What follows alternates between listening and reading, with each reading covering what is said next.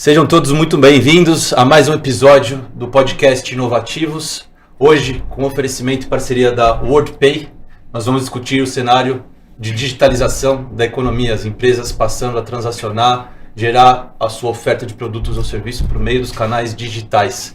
E tenho a honra de estar aqui com amigos e grandes lideranças que estão protagonizando as transformações digitais nas empresas e nos setores que representam. Então, seria muita presunção minha querer apresentá-los, executivos com uma longa bagagem, uma experiência muito rica. Então, eu queria iniciar essa primeira rodada, passando a palavra para cada um de vocês, para o nome, a área de atuação, o que a empresa faz e a conexão de vocês com o tema de meios de pagamento, para a gente poder iniciar essa primeira rodada. Depois a gente segue para o nosso tópico de roteiro, tá legal? Pode ser? Claro. Vamos começar então com o Gabriel? Ótimo. Bom, eu sou o Gabriel Mazzoni, eu sou Head de Marketing da WorldPay para a América Latina. A WorldPay ela é um provedor global de pagamentos. A gente tem uma proposta de valor muito alinhada a ajudar que empresas se expandam e operem a nível regional ou global, oferecendo os métodos de pagamento que são relevantes em cada mercado e facilitando para o consumidor conseguir comprar da maneira como ele prefira. E, bom, por meio de pagamento. Fantástico. E obrigado mais uma vez pelo apoio para a gente poder ter uma discussão tão rica aqui, essa troca. Legal. Bora? Vamos lá. Bom dia a todos. Honra gigante estar aqui com vocês. Meu nome é Fernando Marcilhese, eu sou o diretor da InfraPay, dentro da estrutura da InfraCommerce. InfraCommerce é um dos maiores ecossistemas digitais aqui da América Latina. Nós ajudamos, por mais que a nossa marca seja uma marca corporativa, nós temos uma operação que é 100% white label. O que a gente faz é apoiar grandes indústrias e grandes marcas a vencer nessa era digital de digitalização e e-commerce. Para isso a gente tem uma estrutura de tecnologia que combina tecnologia com operação, seja em meios de pagamento, a estrutura da qual eu sou responsável, estrutura de logística, BI, CRM, plataforma de e-commerce, saque, etc. Então a gente presta todos esses serviços para grandes marcas, grandes indústrias, seja em canais proprietários, seja no site da própria marca vendendo para o cliente final, seja atuação em marketplaces, né? Então o business que a gente atua globalmente ele é mais conhecido como D2C, né? O Direct to Consumer, ou seja, a indústria fazendo uma interação direta com o cliente final, né? O fabricante, seja uma marca de bebida, uma marca esportiva, uma marca de vestuário, de luxo. Todos os nossos clientes estão focados nesses segmentos principalmente. Então, a gente vive muito esses temas de digitalização, CX, pagamento, prevenção à fraude, plataformas de e-commerce, de canais, marketplaces. Então, vai ser gostoso ter esse papo com vocês aqui. E é uma revolução no varejo, né? A indústria que antes dependia do intermediário, agora passando a ter essa relação direta com o consumidor final, né? Muito interessante. Exatamente. Legal, obrigado. Bom dia, obrigado aí pelo convite, prazer, eu sou o Mauro Pimenta, estou como diretor financeiro na Privalha. Privalha foi constituída há 15 anos atrás, pensando em como resolver um problema das marcas, e não em como gerar um benefício para o consumidor. O consumidor é o veículo onde ela consegue resolver a solução de uma dor que a marca tem. Qual é essa dor? Acabou uma coleção, ela faz lá uma venda promocionada na loja, depois ela continua com um volume de estoque relevante. Ela precisa vender esse estoque. Se ela vende na loja num preço muito mais baixo, ela gera um problema para a marca. Então, ela consegue, através da Privalha, ofertar este produto para uma base de mais de 19 milhões de clientes que acessam campanhas específicas que ficam no ar hoje, em média, 7 dias. Temos uma base gigantesca, mais de 500 mil acessos diários de usuários logados com a intenção de comprar. Então é muito bacana, temos lá um tempo médio de site de mais ou menos 8 minutos. A gente conversa muito internamente, fala que a nossa característica não é de um e-commerce, é um shopping, a gente compete muito mais com o Instagram, com um outro player, tipo TikTok e Facebook, porque a pessoa entra lá para ficar dando scroll na tela e ela vai tentando buscar uma oportunidade. Então, é algo que a gente consegue fazer essa conexão. E o meu papel lá dentro como financeiro é, de fato, como que eu gero oportunidade para as marcas de pagamento. Então, estamos avaliando oportunidades de pagamento para as marcas e para os consumidores. E aí, todos os diversos, e prevenção de risco, prevenção de fraude, como que eu gero inovações. Então, olhando para tudo aquilo que gera valor para o consumidor. Fantástico. Você falou que tem uma base enorme com a intenção de comprar. Eu sei bem o que é isso. Eu tenho medo de abrir o e-mail marketing da Privalha porque eu sou um desses que tem muita intenção de comprar. Corro esse risco quando eu abro qualquer comunicação de vocês. Tenho a impressão que todos os amigos também já compraram ou tem familiares que compraram, né? Então, se não, a esposa comprou, com certeza. Exatamente. Prazer tê-lo aí conosco também. Obrigado, Mauro. Maravilha, eu sou o Diego Rides, é uma honra aqui estar participando desse podcast com tanta gente aí qualificada, principalmente nesse assunto que é, hoje, um grande desafio no nosso mercado. A Just Travel é uma travel tech, ela une a operadora de turismo com a empresa de tecnologia. Nós dizemos que somos a VTEX do turismo, a gente proporciona a transformação digital, pegar agências, agentes, né, geradores de conteúdo, influenciadores, e oferece uma solução para eles poderem vender mais pela internet. Então, um desafio muito grande, o turismo, graças a Deus, 2024 agora promete até dezembro chegar em números de 2019, então o mercado está bem aquecido, é uma grande oportunidade aí para novos entrantes e para quem quer se reinventar, e o meio de pagamento, os gateways são o nosso dia a dia, pela característica do mercado, você tem um volume de venda muito grande e uma margem pequena, onde está também a margem de pagamento, os custos de ter um gateway, e aí nessa tentativa de estar sempre buscando a melhor solução para o cliente final, né, para a nossa rede ter preços competitivos, a gente vem já a gente dá um foco e uma importância muito grande, já testamos nos últimos 2 anos basicamente mais de 8 a 10 gateways, e estamos conectados ativamente em 4. E conversando já com o WorldPay, até porque tem uma missão internacional nossa aí, acabamos de abrir a filial em Portugal, então estamos já buscando o parceiro internacional e tenho certeza que daqui vai sair algum negócio. Muito bom, Diego. Obrigado. Você chegou em boa hora, transformando, né, essa compra de viagens, turismo, de uma forma mais ágil, essa experiência. E a gente teve 2 anos de reclusão aí recentemente na pandemia. A gente sabe que essa demanda está suprimida aí nos cidadãos, nas pessoas. Então, vocês vão contribuir para que as viagens de fato ocorram agora e a gente mate essa saudade, né? E de forma segura também, né? Que é muito importante. A gente também teve casos difíceis no segmento turismo, na parte de ofertas flexíveis e que acabou dando uma falta de credibilidade para o mercado em muitas ações, principalmente em algumas empresas de milha aérea.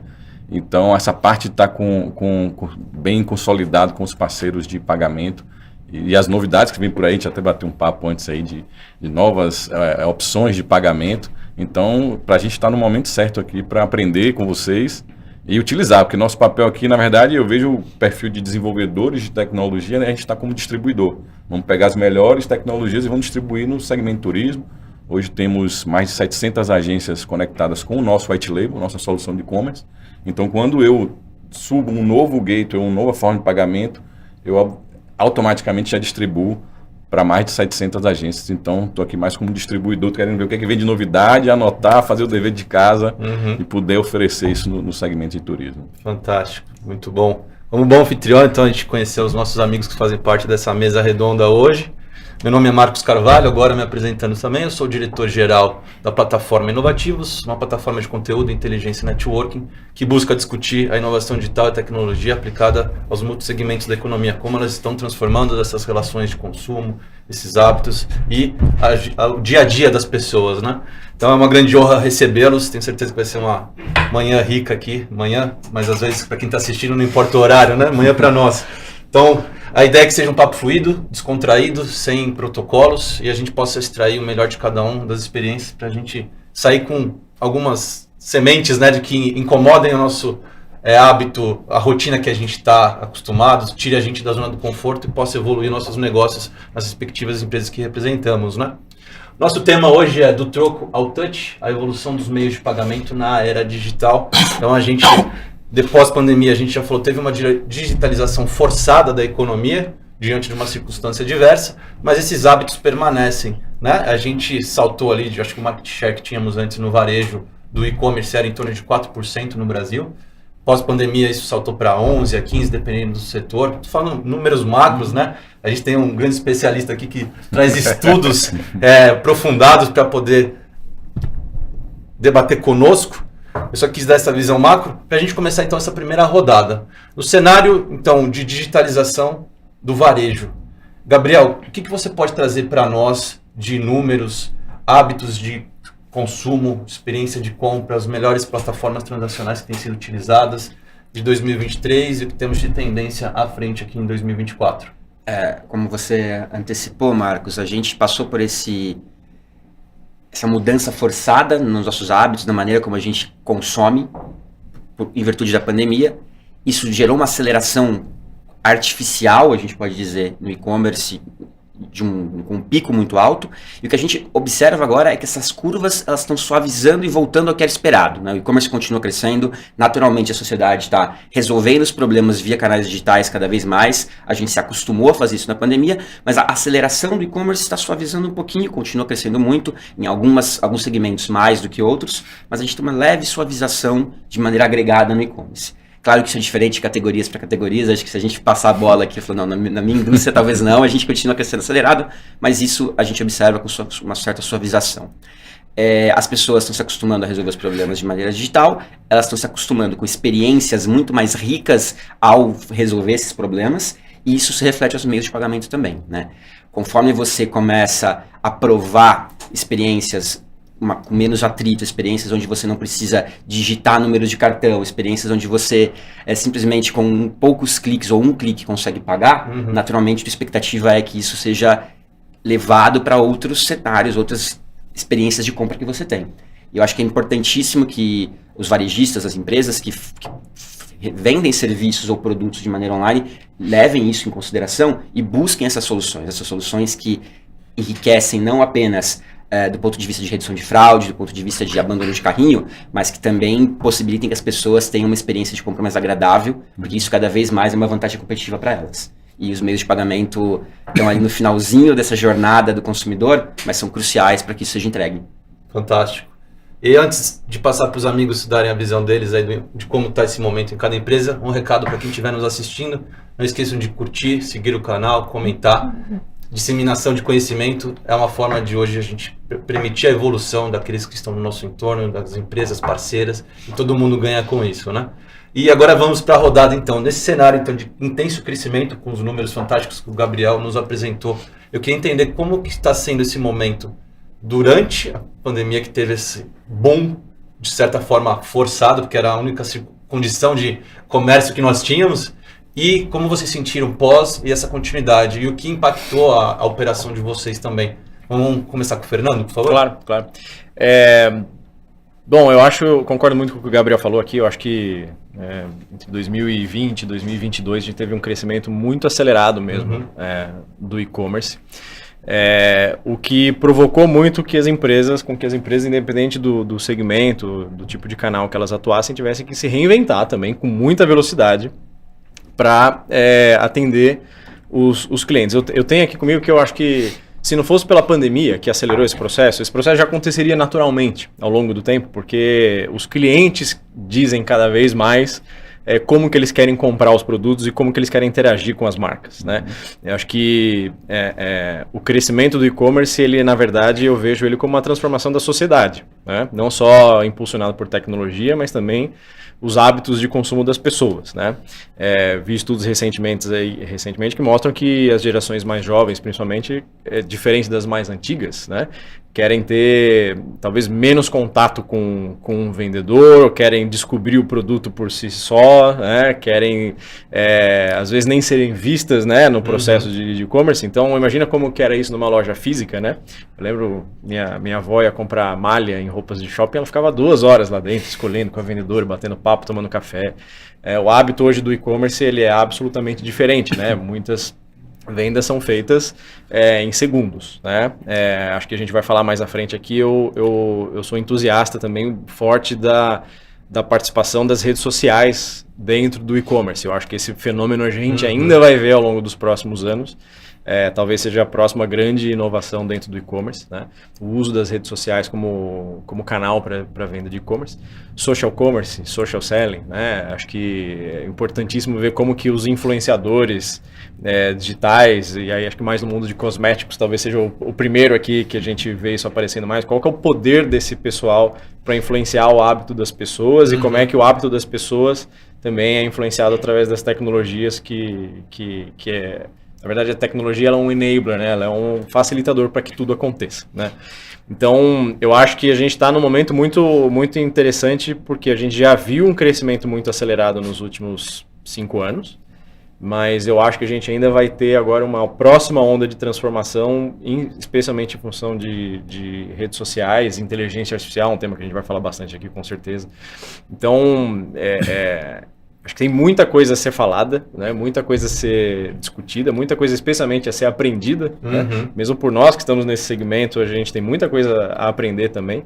E acho que o segredo é sempre a gente ter uma visão clara buscar sempre ter uma visão clara do que o cliente quer. Né? Exato. O desejo do cliente é o que vai definir o que precisa ser feito no final das contas. Né? E quanto mais a gente puder se antecipar a isso, quanto mais a gente puder entender o que é a vontade do nosso cliente, melhor vai ser o tipo de experiência que a gente dá para ele no final. Sim, e o que você comentou está muito conectado à questão da multicanalidade, né? Quando a gente olha para o digital, os principais canais nós temos o site próprio, aí nós temos as plataformas, os marketplaces, né? Que fazem essa intermediação entre o consumidor final, os lojistas, e ele conecta essas pontas.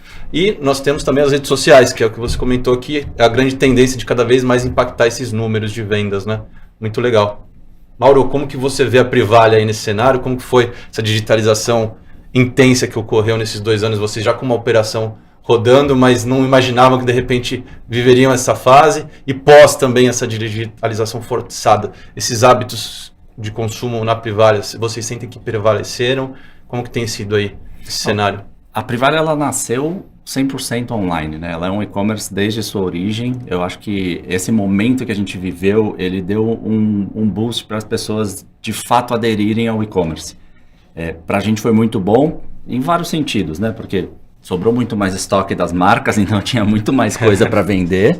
E a gente tinha bases super ricas de consumidores que já estavam adeptos e estavam à frente dos consumidores de quem está muito acostumado a ir no presencial. Então a Privalha, ela ganhou mais representatividade, ela cresceu as suas vendas e ela cresceu muito ofertando novos meios de pagamento. Como foi comentado, a gente está ali sempre na vanguarda tentando entender o que o consumidor está buscando, o que ele está querendo. Então, a gente colocou o Pix, o Pix ajudou muito quem não tem um limite de crédito, não é bancarizado suficientemente, e consegue acessar a nossa plataforma e fazer uma compra e ter uma experiência muito bacana, com pouca fricção.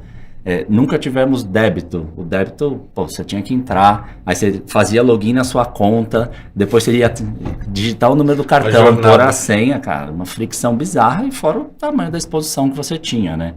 Então, a gente sempre saiu dessas transações que tinham fricção para o consumidor e foi para o meio mais simples.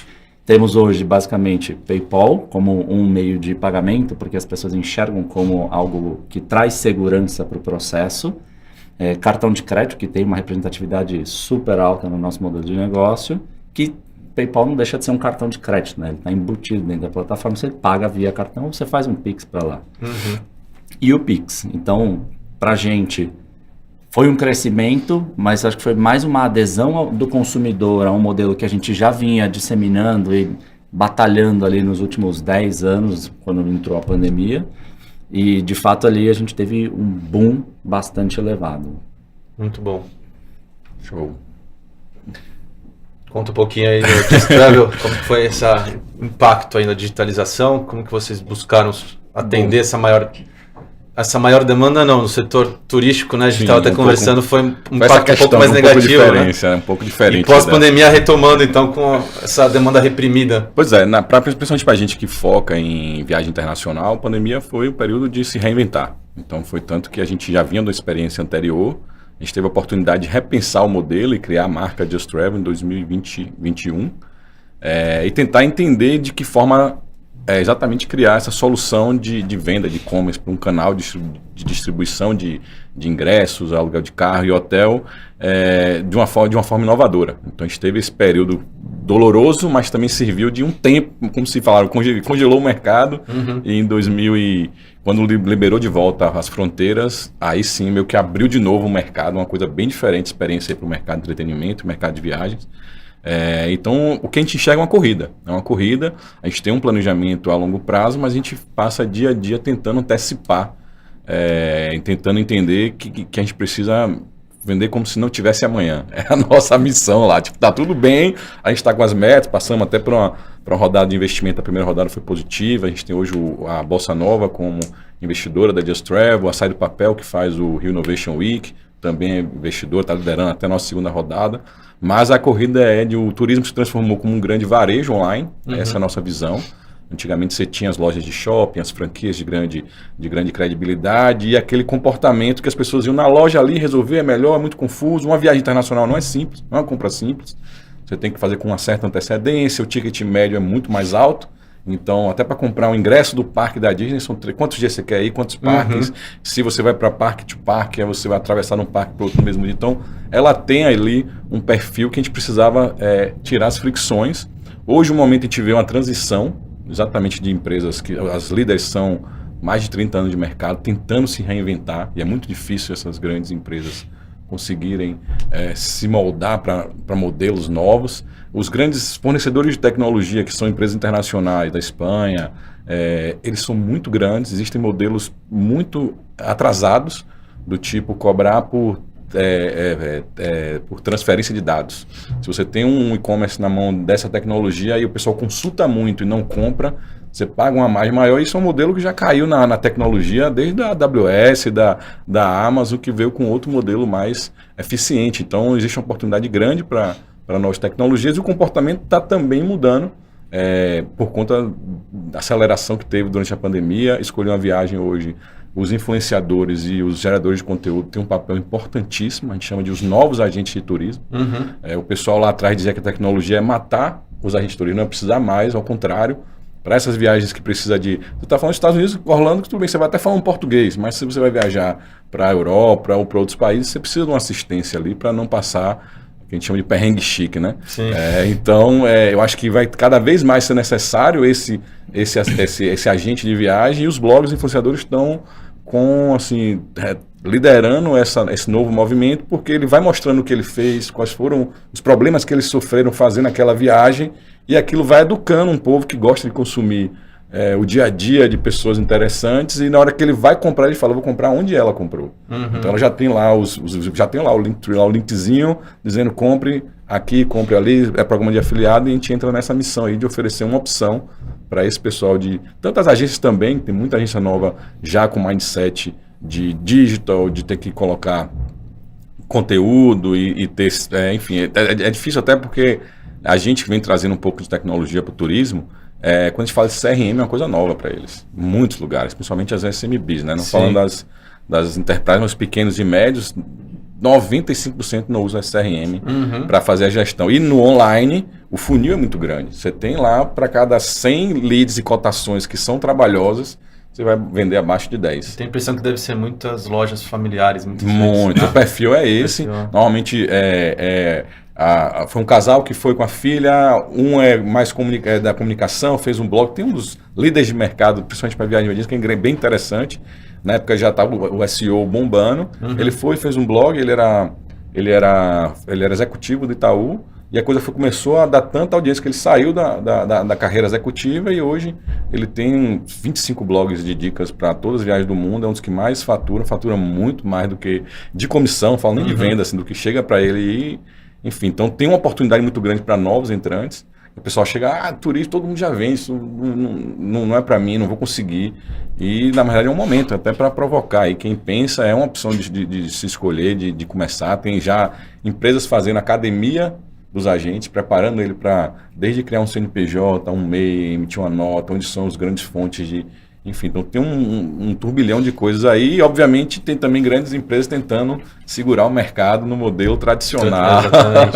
Então, enfim, então a gente está bem motivado. Tentando remar contra a maré ali, né? Tem muito. No turismo também a gente vê muito isso.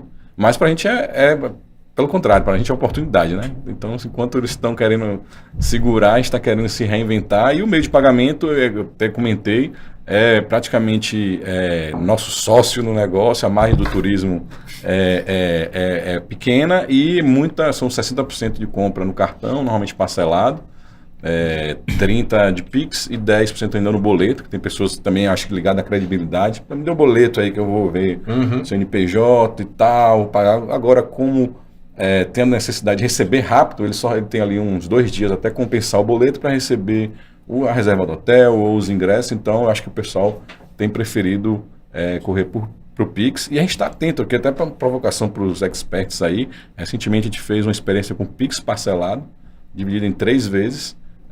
Fizemos um teste, ainda teve alguns desafios de aprovação, índice de aprovação, porque é como se aprova um crédito, já não é mais um passo cartão, tem saldo, confirmou a compra. Segura esses cases aí que a gente vai entrar no próximo tópico agora de meio de pagamento, que eu acho que você vai ter muito caso prático para compartilhar, né?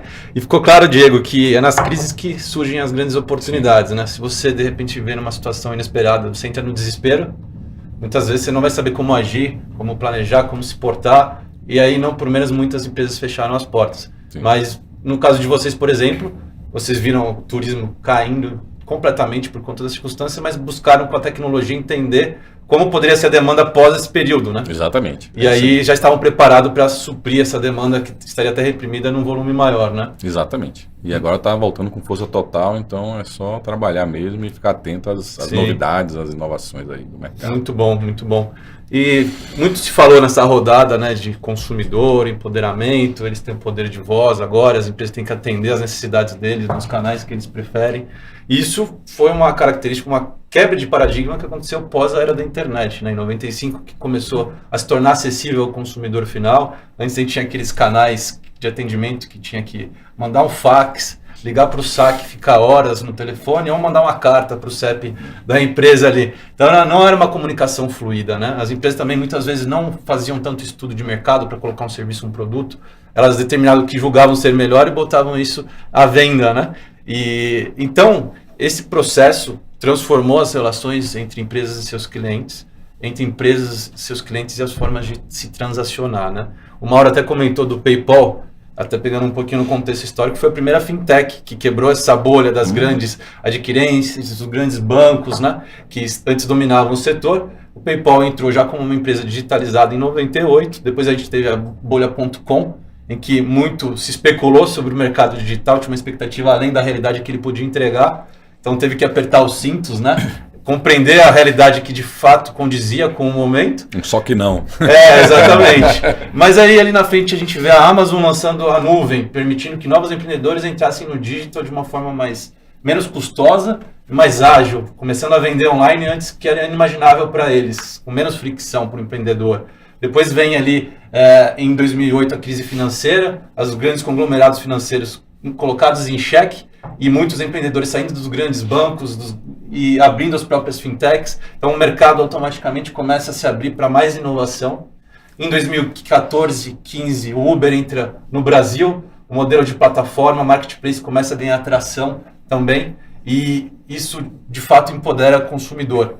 Então, a partir desse cenário, a gente passa a ter então inovações transacionais, novos meios de pagamento que permitem que essas compras aconteçam de formas mais fluidas, não só no digital, mas também integrando o digital com o mundo físico, né, Gabriel?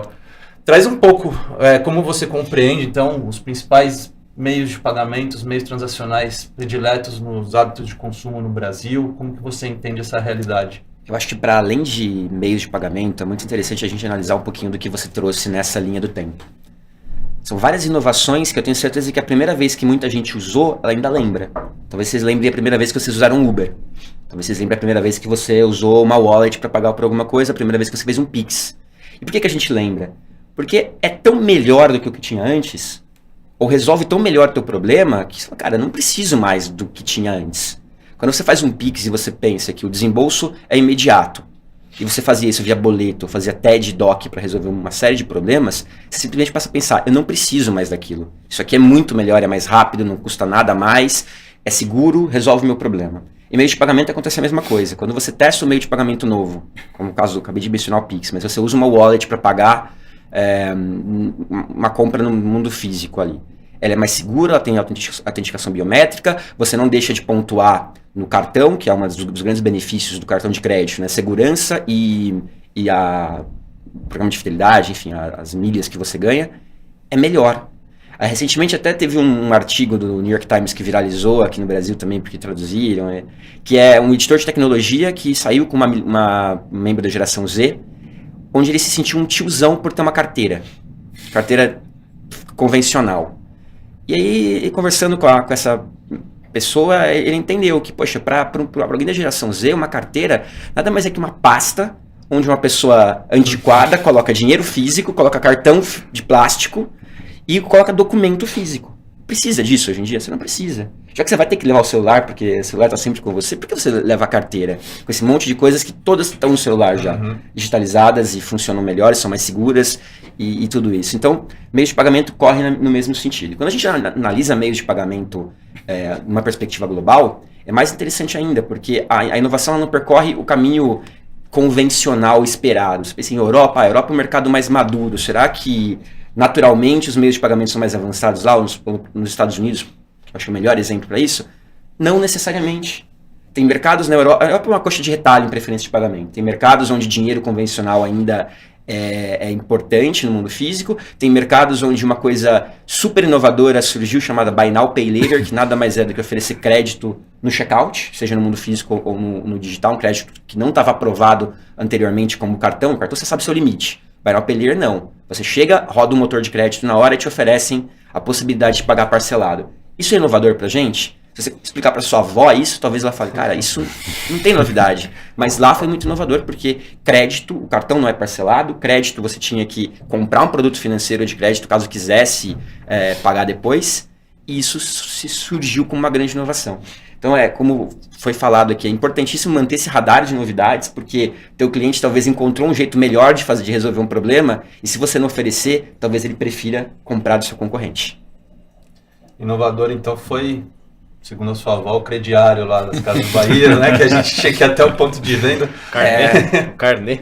Carnê, é verdade. Quando você tinha países que não tiveram problema de inflação, que vários da América Latina tiveram, essa solução não precisou surgir. Né? Então, é inovador lá fora e aqui passa um pouco essa percepção de antiquado. Tá? É interessante como a realidade econômica, social de cada região impacta, né, nesses hábitos de consumo, experiência de compra, muito legal. E o que você falou é nítido. Quem de nós hoje sai de casa, se esquecer o celular, volta na hora, não importa a distância que esteja, porque a sua vida está ali dentro. A carteira hoje você já não dá o mesmo valor, até porque tudo já está incorporado nesse pequeno device aqui, né? O que você falou é muito realidade. Vamos lá, na questão da operação de cada uma das empresas de vocês, eu queria entender então, como os meios de pagamento, vocês percebem que quais são os prediletos, quais são os que têm maior demanda, como tem sido o impacto da transação dos negócios de cada um de vocês. Traz um pouquinho desse perfil de consumo. Legal. Primeiro, eu acho que o Brasil é um país muito diverso, né? Cada país tem a sua particularidade, mas o Brasil também, dentro do país, a gente tem muitas particularidades, dependendo de região geográfica, dependendo de segmento do negócio, né? Então, existem diversos tipos de consumidores com diversos tipos de preferência, dependendo do tipo de negócio que está sendo feito, né? Então, na Infracommerce, como eu comentei no início, a gente tem clientes de diversos segmentos diferentes. Então, alguns clientes que eu opero, para citar como exemplo aqui, e-commerces de marcas como, por exemplo, Samsung, Motorola, segmento de luxo para a gente é bastante importante. Então, Cartier, Montblanc, IWC, Panerai, são marcas de alto luxo, né? Segmento de bebida, segmento de vestuário. Então, a gente vê no universo do nosso ecossistema de mais ou menos uns 700 clientes, e 15 bi de GMV processado no ano passado, a gente vê que dependendo do tipo de segmento existem diferentes hábitos, diferentes costumes, né? Então, como é mais ou menos semelhante no segmento de turismo, dependendo do ticket médio, dependendo do tipo da compra que está sendo feita, por exemplo, um smartphone, uma televisão, etc., naturalmente você vai ter uma penetração mais alta do cartão de crédito, especialmente a transação parcelada, né? O brasileiro, mesmo que a hiperinflação acabou há muito tempo, né? Quem está vendo a gente que é mais jovem, e eu também era muito novo na época, nem lembro da hiperinflação lá que meus pais me contam lá no final da década de 80. Mas por mais que aquela época já acabou, o hábito do parcelamento sem juros é um hábito que é muito forte no Brasil, né? Se não me engano, mais de 50% das vendas de cartão de crédito no Brasil são feitas de forma parcelada, seja em 2 vezes ou em até 12. Ou até existem algumas formas de pagamento mais inovadoras que você pode parcelar em até 24 vezes sem juros no cartão de crédito, dependendo do que você está comprando, né? Então isso tem muito apelo para o cliente, né? Em outra ótica, e eu fico muito feliz de ver nesses últimos anos o avanço do Pix, porque o Pix foi tomando rapidamente um espaço muito grande no comércio brasileiro, especialmente no e-commerce, um espaço que era do boleto, né? Porque antes, pelo menos na nossa perspectiva ali, 70% das vendas eram em cartão de crédito, os outros 30% grosseiramente eram no boleto, né? Isso pré-pandemia, pré-lançamento do Pix também. Hoje o cartão de crédito ele continua dependendo da operação mais ou menos nesse montante, e o boleto foi altamente e rapidamente substituído pelo Pix. O que me deixa muito feliz, muito, porque eu sempre fui inexistente ali na o boleto acho que hoje na minha vocês. operação é 3 a 4% das vendas. A gente mantém, porque alguns clientes ainda preferem usar, como foi comentado aqui, Tem o hábito pela ali, questão né? da preferência e tal, da segurança e tal. Mas na verdade é uma questão do hábito mesmo, porque Exato. o Pix é muito mais seguro do que o boleto. Ah. Mas para o e-commerce, o boleto era um problemaço, porque como o prazo de compensação era de 2 dias, né? O faturamento mesmo, né, o fechamento do pedido só era feito quando o Pix era compensado. Então imagina você comprando... Desculpa, o boleto.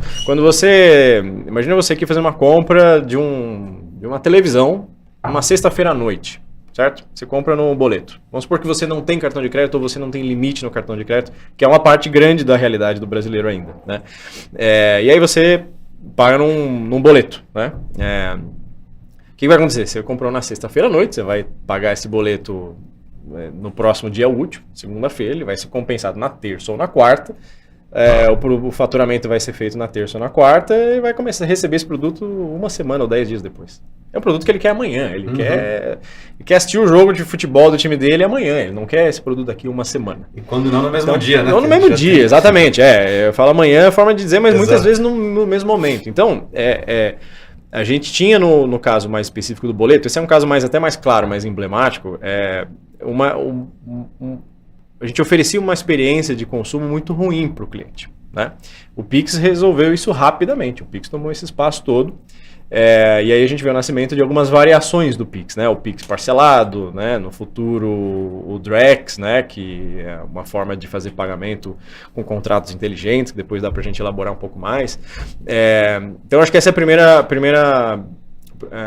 primeira reflexão aqui, exatamente. Eu acho que cada vez mais pagamentos em tempo real vão ser prioritários para o nosso cliente, porque independente da região geográfica, independente do tipo do produto, independente da idade, da geração, o cliente ele quer ter uma experiência de consumo absolutamente fantástica, né? Toda a população brasileira merece uma experiência de consumo incrível, né? By the way, é isso que a gente tenta oferecer, é isso que a gente busca oferecer como propósito na nossa companhia. O segundo ponto que você comentou bem no início, né, na sua reflexão histórica aí, dos últimos 15, 20 anos, a gente precisa lembrar que no Brasil, até 2010, mais ou menos, a gente tinha 4 grandes bancos e 2 adquirentes, e nenhuma fintech, quase, né? E e-commerce era quase que inexistente. Ali, né? E aí o que aconteceu? Além do avanço do próprio comércio eletrônico, do próprio e-commerce, com as próprias companhias como nós, e mais todos os grandes marketplaces, né, e tudo isso que foi surgindo ao longo dos anos, a gente tem que lembrar que, em paralelo a isso, a gente teve um ambiente regulatório muito favorável também, né? Por parte do Banco Central, né, que é um grande impulsionador dessas tecnologias, e por parte dos próprios agentes do mercado, né? Então a gente foi vendo o surgimento de grandes bancos digitais, né? A gente foi vendo o surgimento de diversos adquirentes, o surgimento dos subadquirentes, que nasceram também para preencher uma lacuna de proposta que existia no mercado, operações de antifraude, empresas do Buy Now, Pay Later aí, mais recentemente, as wallets. Então, a gente hoje tem no Brasil um ecossistema muito vibrante de pagamentos, em geral, né? E o consumidor, ele, como eu falei no início, ele, por mais que ele tenha diferentes hábitos, dependendo do tipo de transação que ele está fazendo, eu mesmo, né? Tem coisa que eu prefiro pagar no cartão, tem coisa que eu prefiro fazer Pix, né? Tem coisa que, eventualmente, um crédito pode ser melhor, né? Dependendo da minha necessidade. Então, eu acho que o brasileiro ele foi entendendo bem. O brasileiro, inclusive, uma vez eu vi um estudo que diz que o brasileiro ele é o terceiro ou quarta população que é mais receptiva à inovação e tecnologia. Exato. Então, o brasileiro responde rápido. Pô, quem aqui não tem uma conta num banco digital, fez um teste, né? Grande parte da população brasileira que não tinha conta em nenhum dos bancos tradicionais foi para os bancos digitais, né? Independente da classe social, né? Então, o brasileiro, ele dá muita confiança e ele gosta muito de inovação, né? Isso é o que a gente vê na nossa realidade no e-commerce hoje. Isso se traduz nos meios de pagamento e se traduz nos hábitos dos clientes também. Você falou muito real, né? O brasileiro é sempre como early adopter ali, né? A rede social Exato. que é lançada, o Brasil sempre está despontando no ranking dos maiores usuários. TikTok, o Brasil tem mais de 90 milhões de usuários. É. Existem mais de 90 milhões de pessoas no Brasil que têm TikTok. Isso contribui, Metade da população, contribui quase. muito, né? Para a gente poder ter essa digitalização. Não importa a camada de classe social ali. Exatamente. Cada vez maior a adesão. E, Mauro, conta pra gente como que você visualiza o perfil de consumidor e os hábitos de compra e transação ali na Privalha. Na Privalha a gente tem um perfil, e eu gostei do que vocês comentaram muito do hábito, porque de fato é hábito. Você vê, eu tenho consumidores, a gente acompanha, entender o perfil, como ele funciona, o que vai funcionar de característica, entender o padrão de compra dele, para saber o que eu oferto. Então, eu tenho consumidores que sempre vão comprar no crédito o mais parcelado que tiver, independente se eu tenho juros ou não. Tem o consumidor que nunca vai pagar juros na vida, mas ele sempre vai pagar parcelado, então ele vai olhar e falar, quantas vezes sem juros? Eu vou até aqui. Ele quer alongar o máximo possível o fluxo de caixa dele. Tem aquele que passa no cartão uma vez, porque tem pavor de parcelado, e ele quer ganhar todos os benefícios do cartão e ter todos os incentivos. Mas como hoje cartão e Pix têm a mesma facilidade, a mesma agilidade, ele consegue entregar no ato. Então, para ele tem o consumo muito relacionado com o hábito e aquela segurança que ele quer ter.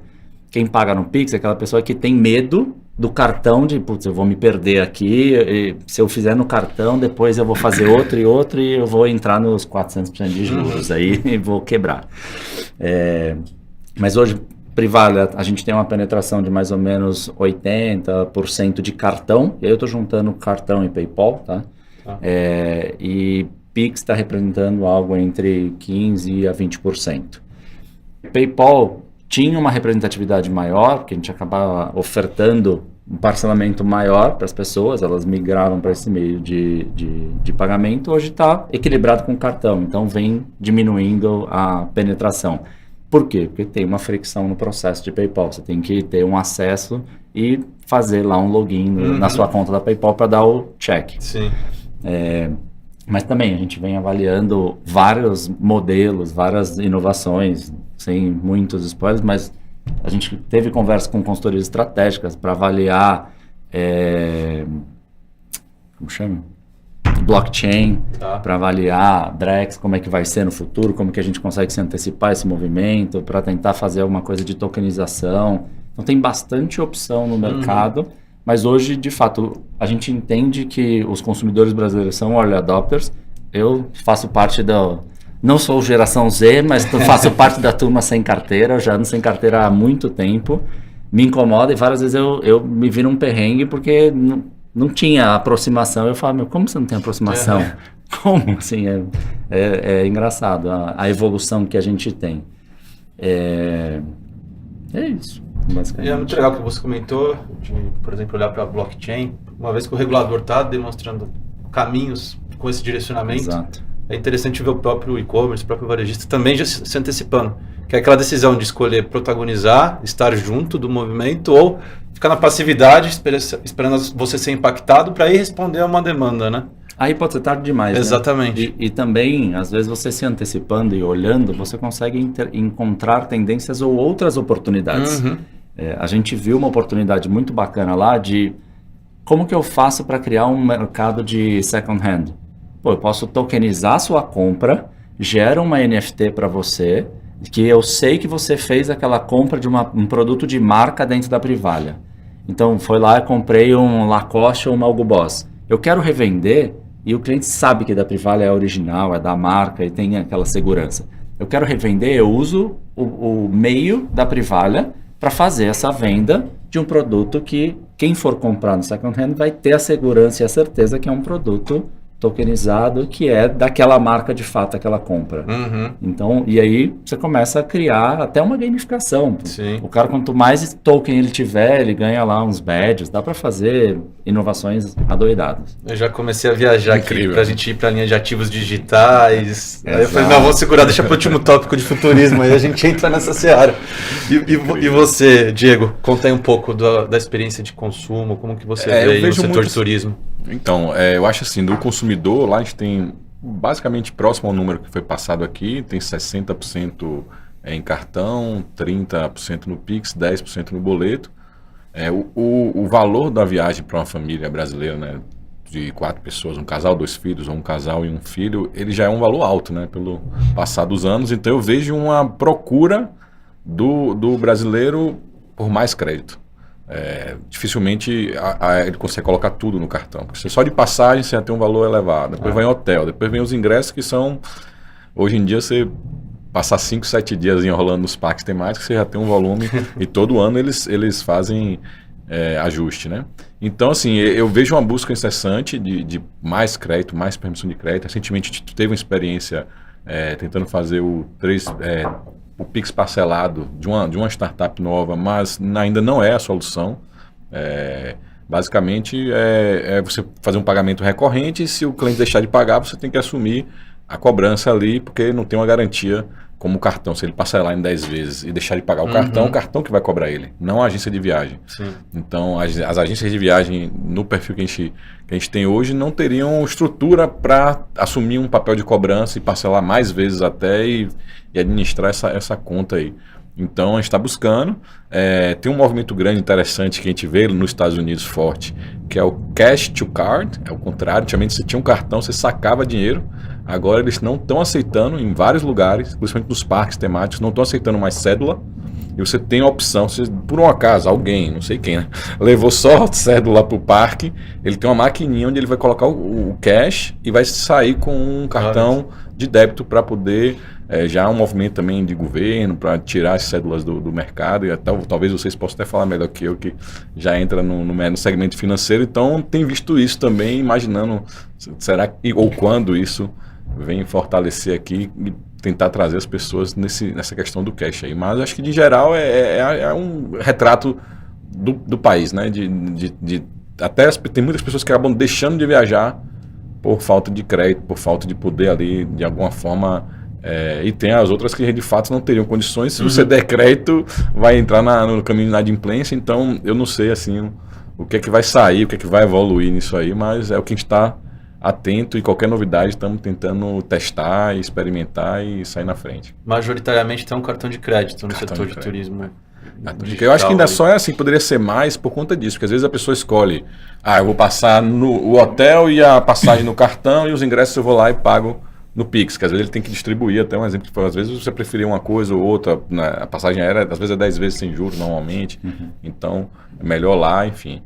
E eu acho que é esse cenário assim, que a gente está tentando entender para onde vai. Estamos querendo ouvir de vocês aí, especialistas. Eu vi também do Drex, né, que é uma forma que talvez para o turismo possa fazer sentido, da pessoa, ele intermedia contratos, né, como se fosse comprar um apartamento e fica naquela. Eu assino o contrato de compra e venda depois que você me fizer o depósito. E ainda assim, quem fez o depósito fica na insegurança se ele vai assinar mesmo ou se... e aí tem que ter encontro presencial e etc. Então acho que o Drex vem nesse cenário para cumprir, né? Que parece que, pelo que eu entendi, ele só vai liberar o crédito depois que for entregue a história, e a gente está tentando ver como é que isso aplica aí no nosso mercado. Muita coisa aí vai movimentar, né? Isso aí. O Fernando comentou, né, do ecossistema de fintechs, e de 2015 para cá a gente viu um movimento do Banco Central realmente muito maduro de liderar essas transformações e não esperar que o mercado demandasse, e aí ele teria uma postura mais responsiva com base no impacto que estava sendo demandado, né? Tanto que, se a gente pegar os últimos 5, 7 anos, o que o Banco Central trouxe de legislação favorável à inovação tecnológica transacional, junta equivale aí aos últimos 30 anos que nós tivemos no setor. Qual que era a maior inovação que nós tínhamos? Colocar o chip dentro do cartão de crédito. O cartão de crédito existe há mais de 50 anos, né, se a gente for pensar. Então, de fato, é muito interessante observar, e não por menos o regulador brasileiro tem sido reconhecido globalmente, né? É um caso de sucesso, referência, isso é muito interessante. A gente poder estar junto, vivenciando essa transformação em termos financeiros no Brasil. E eu fui diretor de uma associação de fintechs no ano de 2018. Quando eu cheguei lá, existiam 300 fintechs no Brasil. Eu sei que o último número que eu vi são mais de 1.800 atualmente. Então, olha o volume, né? O quanto o regulador está favorecendo, né? Criando programas de sandbox em que as startups podem experienciar, testar, errar e aprender junto com o regulador, dando algumas diretrizes ali. E o setor de meio de pagamento detém maior parte dessas startups também, é um dos mais relevantes. E diante disso, a gente viu também o pagamento instantâneo. A gente está falando de e-commerce. O e-commerce envolve todo um processo logístico. Enquanto a transação não é validada, você não consegue percorrer as demais jornadas, né? E aí, nesse cenário, a gente entra nos pagamentos instantâneos, que foi o Pix veio revolucionando. Chegamos a falar aí da morte do boleto, mas se não me engano, recentemente a Febraban anunciou o boleto que vai ser liquidado no mesmo dia. Então, eu queria passar por esse tópico para a gente aprofundar um pouco mais na questão dos pagamentos instantâneos, falar do boleto que está entrando, se ele vai morrer de fato ou não, e você trazer um pouco aí de mais números e o que você observa aí no âmbito global. Você comentou que globalmente acabaram de trazer um novo estudo, né, Gabriel? A gente todos os anos lança o Global Payments Report, que é um grande mapeamento das preferências de pagamento dos principais mercados mundiais. O estudo cobre 40 mercados, né? E o que você trouxe é uma realidade, pagamentos instantâneos, né, o que a gente chama no estudo de account to account. Pode ser instantâneo ou não, mas esse pagamento que sai da sua conta e vai direto para a conta de um terceiro. E pode ser, como o Pix, no caso, operado por um banco central ou não, pode ser uma solução privada também.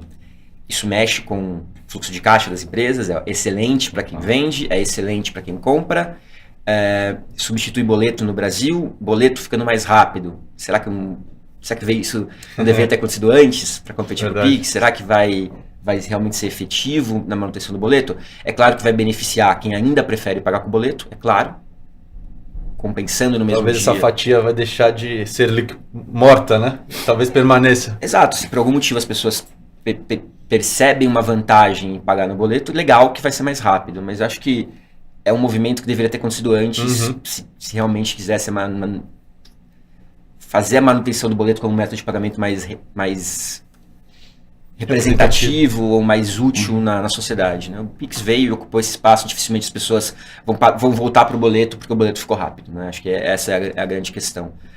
Como você perguntou, né? Ao redor do mundo isso está acontecendo, a gente vê esse crescimento do account to account em algumas categorias, principalmente aquelas onde as pessoas já estavam acostumadas a ter o desembolso imediato. Então, por exemplo, utility, você paga a conta de luz da tua casa, você sempre pagou isso à vista, você sempre teve o desembolso em tempo real. Pagar via Pix em detrimento do boleto, ótimo, né? A empresa reconhece que o pagamento foi feito, eu ia fazer de qualquer forma, que bom que eu posso fazer dessa forma agora com o Pix.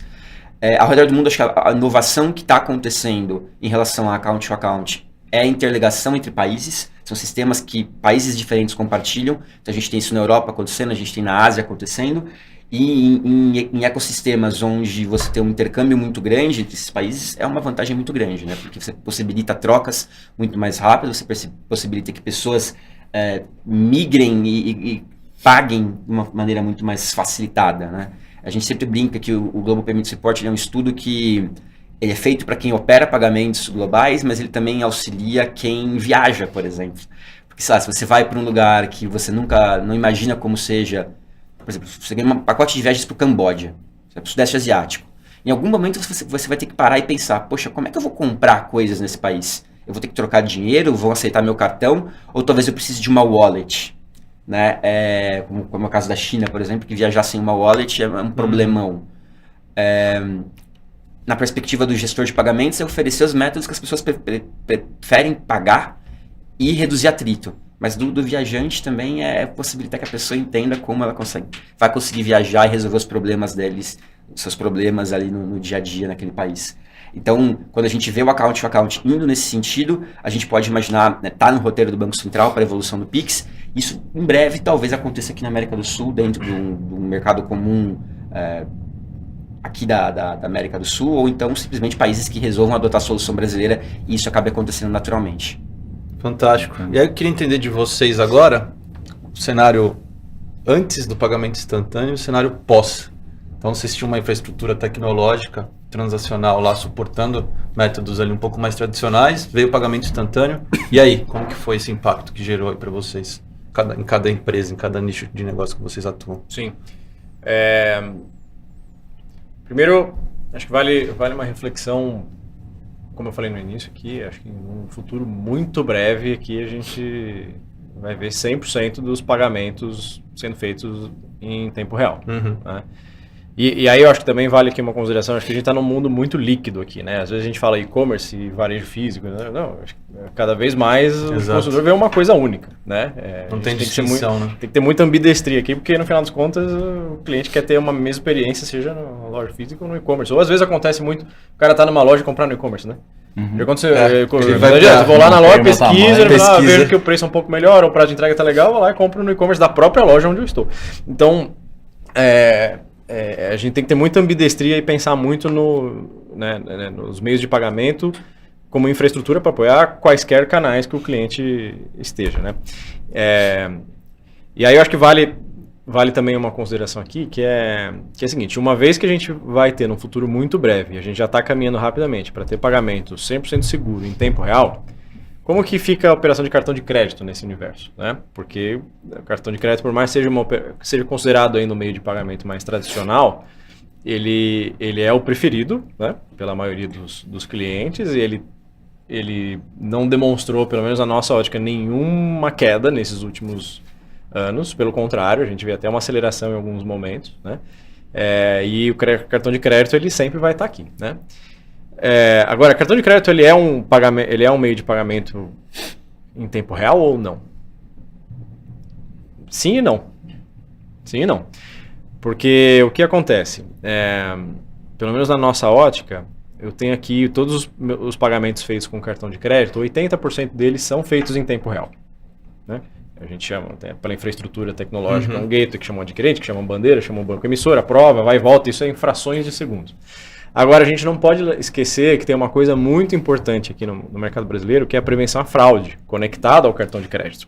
Então, não basta para eu como um varejista, uma indústria, um comércio eletrônico, um marketplace, para eu fechar uma venda com cartão de crédito, não basta que o banco emissor aprove aquela transação em tempo real. Eu preciso também fazer uma validação de antifraude em tempo real, né?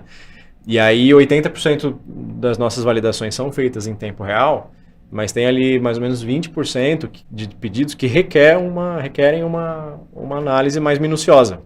Infelizmente, o Brasil, como a gente falou aqui no início, não sei se já estava gravando ou não, que estava, o Brasil e México são campeões mundiais de fraude, né? E se a gente não tiver um bom controle de fraude, você pode quebrar o seu negócio de e-commerce. Eu já vi negócio de e-commerce quebrando por fraude, por ataque de fraude, né? Então, como ao mesmo tempo você gerar uma experiência incrível para o cliente, maximizar a sua conversão de venda e fazer uma proteção contra a fraude e fazer tudo isso em real time, esse é um dos grandes desafios que a gente tem, né? Calibrar todos esses KPIs, calibrar balancear bem isso, é um dos grandes desafios e é o que a gente mais faz dentro da nossa estrutura hoje. Então eu vejo também que a gente precisa caminhar mais rapidamente também em prevenção à fraude em tempo real no e-commerce, né? Isso é um pouco por trás das cortinas, o consumidor final não vê muito isso, isso é mais para quem está operando mesmo e-commerce, né? Mas a gente tem cada vez mais também evolução de soluções como autenticação, né? Seja via biometria, seja via autenticação num token, seja via um push no app, né? Acho que essa, particularmente, acho que é uma das melhores formas, né? Também. Eu, por exemplo, a gente está falando de China, né? Eu tive a oportunidade de ter ido para lá em outubro do ano passado, né?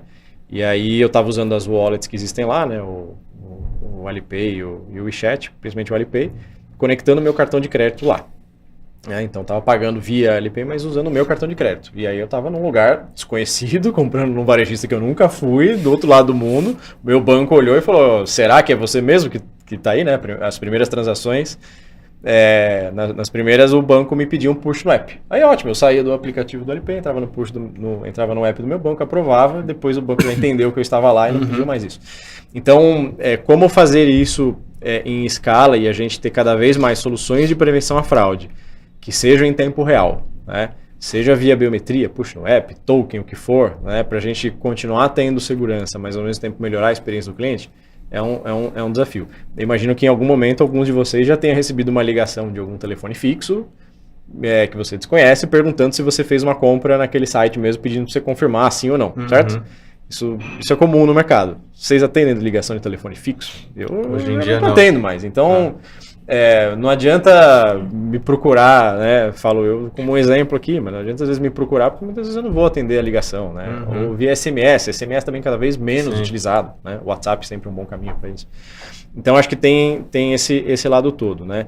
E tem também uma outra parte de infraestrutura, que aqui ela é quase invisível para o consumidor final, mas também para quem opera os comércios eletrônicos, os varejistas, em geral, é bastante complexo de se fazer isso, que é a conciliação de tudo isso, conciliação financeira, né? Isso é o que deixa muitas vezes a gente de cabelo em pé aqui, né? Porque você conciliar diversos meios de pagamento, né? Diversos adquirentes com diversos gateways, com diversos bancos para operar Pix, Buy Now, Pay Later, boleto, né?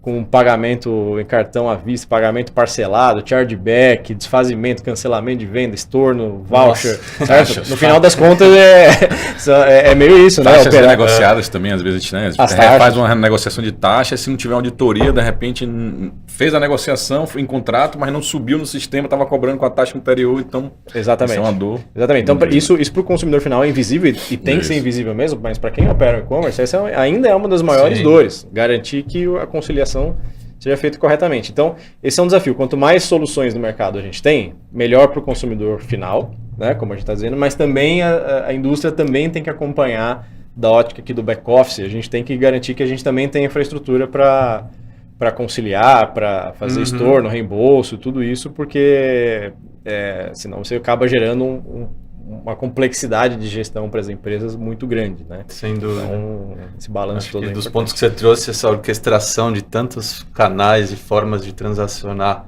e as fraudes, acho que tira o sono dos heads de payments, do CFO, de todas as empresas aí, com certeza, né? Enquanto a gente está aqui, está tendo tentativa de ataque, porque isso é o tempo todo. Pessoas perguntam, quantas vezes o seu e-commerce é atacado por mês? Eu falo, não, é o tempo todo. Por dia, né? É por minuto. O fraudador, ele está sempre tentando buscar uma forma de deixa ligado lá, né? Não, exato. Isso é importante, porque a gente tende a achar que às vezes o fraudador é um hackerzinho que está lá num lugarzinho tentando fazer fraudezinho. Não, isso são quadrilhas muitas vezes, né? São quadrilhas com pessoas até que já trabalharam no site, né? Já trabalharam em banco. Por que ele vai se expor para explodir um caixa eletrônico num ponto físico se ele pode fazer uma fraude digital e, de certa forma, ficar anônimo? Não anônimo, mas impor mais barreiras para ser descoberto. Ele cria muitas camadas até conseguir chegar Exatamente. nele. Você vai ver, não, veio da China, não, mas o cara tá aqui do seu lado ali, mexendo e fazendo e tentando pegar alguma coisa. Total. E a tecnologia, ela é meio para um determinado fim. Pode ser um fim benéfico, saudável, ou um fim fraudador, né? Um fim que não beneficia o mercado. Tem movimento de fraude. Tem um tentando resguardar e criar e pensar em tudo que eles estão tentando inovar de fraude para criar um bloqueio, enquanto eles têm 18 do outro lado criando inovações de como burlar todo esse processo. A gente está discutindo mais as inovações transacionais, eles estão lá discutindo as inovações em fraude, né? Exato. E fraude, só um comentário rápido, a gente aqui no nosso mercado, a gente não pode pensar só na fraude como a fraude no pagamento em cartão, que é um pouco do que a gente está dizendo aqui. Mas a fraude também no sentido de ransomware, de ataque hacker dentro da plataforma de e-commerce, roubo de dados, roubo de dado. Então, muitas vezes a fraude ela pode se dar em outro lugar. Às vezes você pode ter uma operação de antifraude para cartão de crédito no seu checkout, no seu carrinho, que seja absolutamente segura, mas se você tem uma fragilidade na sua tecnologia, você pode ter fraude ali. Então, a gente tem que olhar a fraude com uma ótica muito mais ampla. E até para o mundo físico também, né? Vocês dois estão ligados à logística também de entrega, né? Também. Então você tem roubo de carga e assim por diante. Então tem um olhar 360 graus ali, é importantíssimo, né? Tem o benefício do marketing de adesivar caminhão, mas também tem o malefício de olhar e falar, opa, aqui tem coisa boa, vou pegar esse aqui. É esse aí que eu quero. Outro ponto que você falou muito legal é a questão do showrooming, né? Que você está na loja física, você visualiza, veste o produto, mas compra online. Que você achou um concorrente com valor melhor, e a loja física acaba tendo uma funcionalidade também de experienciar, mas não ser efetivamente a compra ali, né? Isso é bem legal, eu li um artigo bem interessante sobre isso. E você comentou da questão da liquidez entre o on e o offline, né? A gente não fazer mais distinção, seria a omnicanalidade, a utopia da omnicanalidade por enquanto, né? Que a gente não conseguiu ter essa integração fluida 100%. Mas a gente vê também a integração e essa economia líquida em termos de setores, né? A gente tem empresas não financeiras, um varejo. Hoje o consumidor vai passar o cartão dele não passa. Aí o varejista vai lá e oferta crédito. E aí faz a transação de meio de pagamento. Peraí, esse cara é um varejista? Ou ele é uma operação de crédito ou de meio de pagamento? Não importa, o consumidor quer ser atendido. E o varejista está lá suprindo ele com essas comodidades em todas essas pontas, né? Então é um movimento interessante também de economia líquida, onde as fronteiras que separam os segmentos da economia estão cada vez mais tênues, cada vez mais fluidas, né? Muito legal. Algumas reflexões que vão surgindo aí nas trocas, né? Muito bom. Só quer citar uma coisa nisso claro, que você falou? Por favor. A gente faz a brincadeira do Buy Now Pay Later sempre, né? Poxa, uma coisa que conceitualmente é um tanto quanto antiquada pra gente, porque já tinham soluções de alguma forma parecidas, mas pensando nessa facilitar a vida do consumidor, né? E consumidores que ocupam estratos diferentes da sociedade, econômicos, de preferências. No Brasil tem muita oportunidade para Buy Now Pay Later. O setor de viagens é onde está mais avançando. E também para pessoas que às vezes não têm crédito no cartão, precisam fazer uma compra. Então, existe uma oportunidade muito grande dentro de Buy Now Pay Later ainda no Brasil. E justamente para ir nesse sentido de possibilitar que a pessoa tenha acesso àquilo que ela queira consumir da maneira como ela possa pagar naquele momento. Muito bom. Seja por tecnologia, seja por crédito, seja... Enfim, não importa. Facilita, possibilite que aquela pessoa tenha acesso àquela queira. Sim. Então, as empresas de payments acabam sendo uma facilitadora e uma concretizadora de que a relação entre o consumidor e o varejo... Nesse caso, por crédito, né? Mas existam, sim, né? a pessoa que gerencia pagamentos, acho que o Mauro, o Fernando pode acrescentar bastante sobre isso, mas sim, a pessoa precisa, ela quer ter acesso àquilo. Como é que a gente faz? Seja via crédito, quais são os produtos de pagamento que favorecem isso, que impede, possibilitam crédito. Seja por velocidade, aí talvez o Pix seja excelente quando você quer que o reconhecimento da compra seja em tempo real também. Né? Essa é a habilidade que o gestor de pagamentos precisa ter. Sim. Quando a gente fala a nível internacional é mais difícil ainda, porque a gente está colocando culturas, colocando preferências, colocando métodos de pagamento, assim como o Pix, muita gente se interessa porque é novidade. Boleto, explicar boleto para alguém de fora, né? Era super divertido. Quando a gente vai para outros países, a gente tem os boletos e os Pixes de cada país. E aí fica ainda mais difícil, ainda mais divertido gerenciar tudo isso. Posso fazer um comentário rápido aqui? Acho que o boleto a gente fala muito como algo... Morreu, só falta enterrar, né? O boleto, né? Mais ou menos isso. Mas a gente tem uma parte relevante hoje da nossa operação, que são e-commerces B2B. Então, são grandes indústrias de bens de consumo, que criam e desenvolvem marketplaces, não para vender para o consumidor final, mas para vender produto, para fazer abastecimento de pequeno varejista.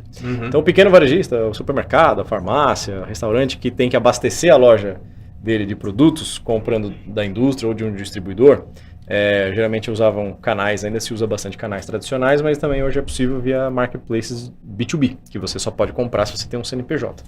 Aqui, isso quando eu falo, às vezes as pessoas ficam espantadas. Cartão de crédito representa menos de 0,5% das minhas vendas. Boleto à vista representa 1,5% a 2% das minhas vendas. E o boleto faturado representa 98% das minhas vendas. É o boleto faturado. O que é o boleto faturado? É aquela coisa, eu vou comprar 500 caixas de sabão em pó para abastecer o meu supermercadinho. Sei lá, R$10 mil a compra e eu vou pagar o boleto daqui a 30 dias. Tem uma relação de crédito aqui. Quem está dando esse crédito geralmente é o vendedor, a indústria ou o distribuidor. Você tem uma relação de crédito ali que é bastante complexa ali também e através de um boleto. Então, por mais que no universo de e-commerce para o cliente final a gente tem já toda essa evolução que a gente está dizendo aqui, nesse universo de distribuição, de relação B2B, o boleto ainda impera. Sim. Né? Então tem bastante coisa ainda também para ser pensado. Que aí a marca querendo sair do custo financeiro do boleto, do cartão, que existe, que é caro. Quando ele faz parcelado, tem um custo um pouco maior, e se ele quiser antecipar, é maior ainda o custo. Então, ele vai para o caminho do boleto, porque ele consegue ter uma segurança, onde ele sabe que ele pode ir lá protestar, gerar um bloqueio, e gera um monte de complicação depois para a outra parte, que ela acaba tendo, ela honra, mesmo tendo uma dificuldade, sendo um crédito liberado ali para aquele parceiro. Então, a gente enxerga bastante disso também do outro lado, né? Assim, as marcas vendendo para a gente, Muitas não querem que a gente faça pagamento via Pix, eles preferem o boleto, porque eles falam, não, aqui eu consigo controlar, eu tenho a segurança, eu sei que esse é o dia que eu vou receber, mesmo que vai compensar depois, a gente tem um controle, eu já tenho um sistema que está automatizado para pegar a informação do banco e fazer a conciliação. Mas você pode fazer isso no Pix também, então por que não? Então existe essa complicação. E aí na Privalha, Mauro, eu entendo que você tem também B2B e B2C, né? Então você tem uma série de redes, indústria de roupas e varejistas que vendem por meio de vocês, e vocês atendem também o consumidor final, né? Em termos, então, da chegada do pagamento instantâneo, como ficou essa relação com B2B e B2C para vocês? O que demandou de mudança operacional aí?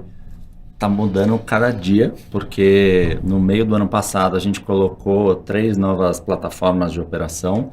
A gente tem hoje o Brands Place, que é diferente do Marketplace, que adicionando a sua complexidade, tem o Seller.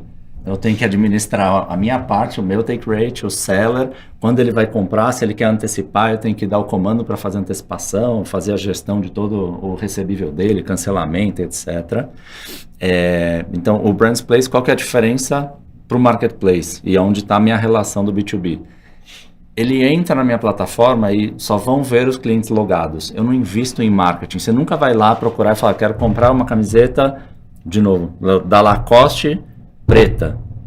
Nunca vai aparecer Privalha em nenhuma lista do Google. Você pode ir na 10ª página, lá não vai aparecer Privalha. Porque eles estão consumindo o tráfego que eu gero, que são as 500 mil pessoas visitando diariamente o nosso ecossistema. E dali, e não são vasos comunicantes, tá? Porque neste marketplace que eu criei, que é o Brands Place, é o espaço de fato das marcas, ele não comunica com o meu modelo tradicional. Óbvio, são produtos muitas vezes que um produto que estava na coleção saiu e foi para lá, ele acaba ficando. Mas eu divido os modelos. E aqui no Brands Place eu tenho a relação com a marca de fazer toda a venda, de fazer o repasse do Pix, eu tenho que ter o split de pagamento automático, porque eu não posso receber o dinheiro do terceiro, então é mais uma administração que a gente tem que fazer. Tudo isso vai gerando complexidade operacional para a Privalha. O Pix ele é muito bom, mas o governo, o Banco Central, apesar de super avançado, ele não tem uma metodologia de fazer o split do Pix. Então ele tem que cair numa conta específica minha e tem um comando automático de split para fazer essa divisão. Gera uma complexidade. Putz, aí foi um valor, eu tenho que se tornar para o consumidor porque ele devolveu a mercadoria. Eu tenho que mandar um outro comando para ir lá e falar, ó, desse Pix que eu tenho que passar para esse parceiro, você vai ter que reter um pedaço que eu tenho que devolver para o consumidor. Então tem bastante complexidade neste processo. Além disso, a gente também lançou a plataforma de travel dentro do nosso ecossistema, aí de fato ofertando campanhas e promoções de viagens de hotéis específicos e redes hoteleiras, muito querendo comprar oportunidades ali no dia, e aí sim, o parcelamento é muito mais longo, eles precisam desse parcelamento para poder conseguir fazer uma viagem com a família, porque de fato o ticket médio é muito mais alto. É quase 10, 15 vezes maior do que o nosso ticket médio das outras plataformas. E tem a plataforma de ads, que aí está vindo, além do social media, a plataforma de ads ele vem onde a marca consegue conectar, gerar o engajamento para ir para ela, o tráfego, ir direto para o ecossistema da marca, vir para o meu ecossistema e alavancar as vendas dele, e tudo isso vai gerando cada vez mais transações. O Pix ajudou muito, as transações automáticas e imediatas ajudaram muito na questão da entrega. A gente consegue hoje prometer a entrega 2 dias e cumprir essa entrega 1, 2 dias. A gente fez uma campanha no ano passado que fazia entrega em D+1 se você comprasse até um horário X, independente do meio de pagamento. O cartão, concordo com você, assim, ele é, na sua grande maioria, online, tem o tempo de processamento, tem aquele que vai ter a retentativa, a gente às vezes tem a tentativa e eu tenho o fallback de outras adquirentes, como Sim. você comentou.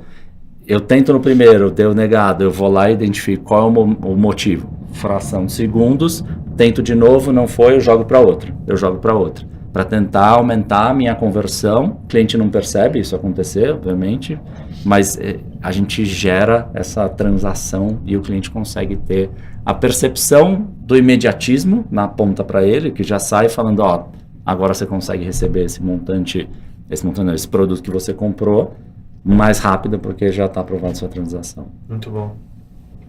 E Just Travel? Just Travel está nessa...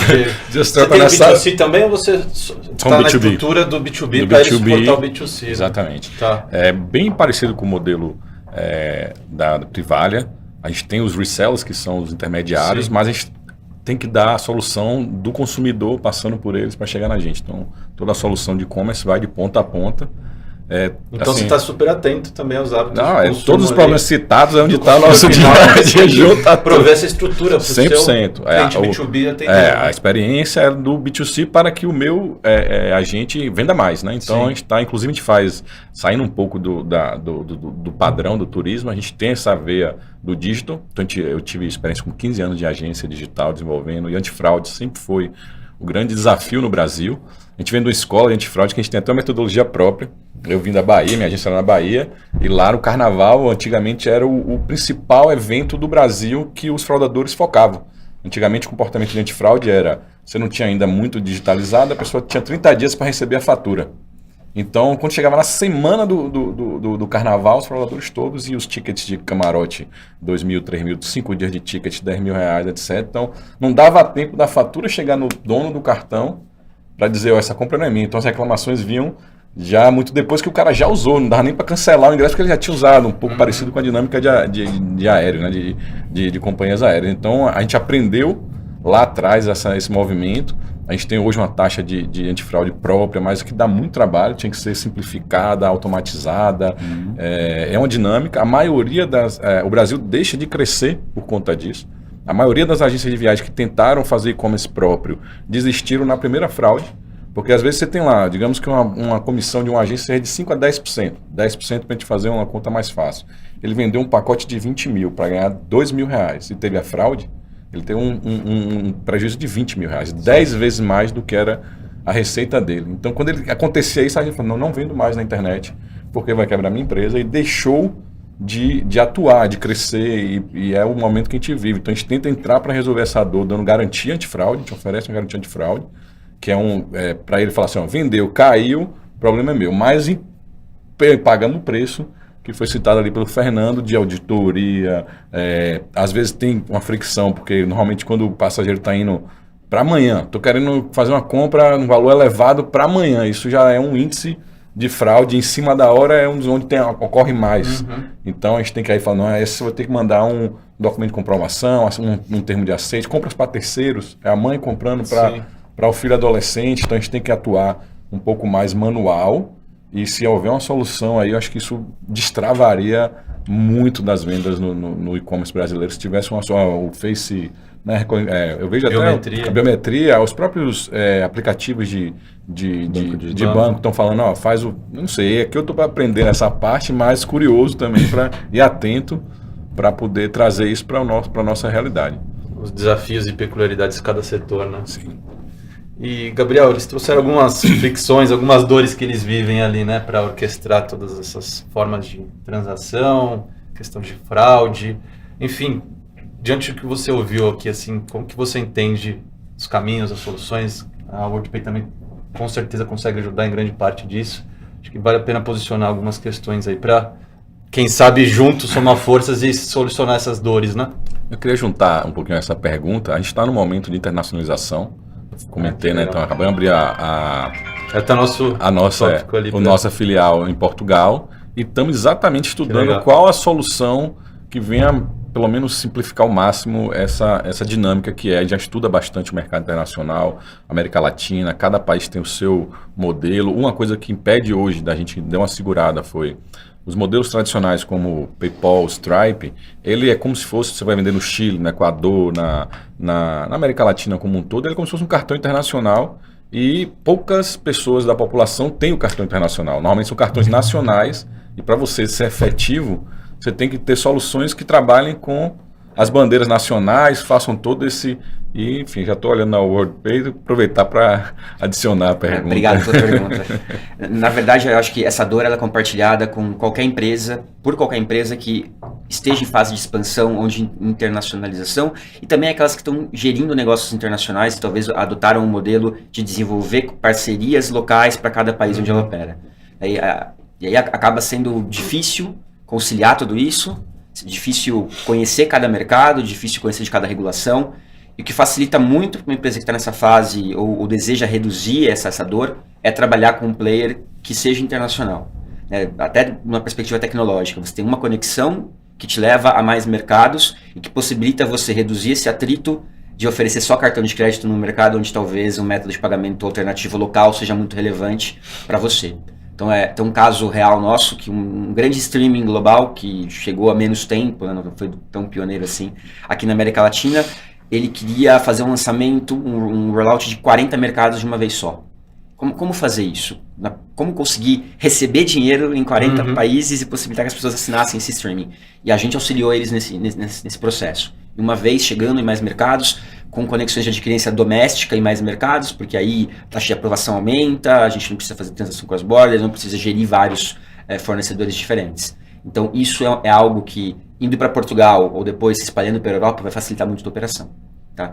E acho que respondendo um pouco da pergunta do Marcos, eu acho que a pessoa que faz a gestão de pagamentos a nível internacional precisa ser muito humilde nessa perspectiva de entender que, poxa, o cartão é o que me possibilita chegar rápido. Eu chego, o cartão Visa Master está em todos os mercados, eu consigo atender ao percentual grande da população. Mas vão ter aquelas pessoas que vão preferir ou só vão poder comprar de você utilizando um outro método, seja de novo por crédito, ou seja porque é a maneira como ela prefere fazer.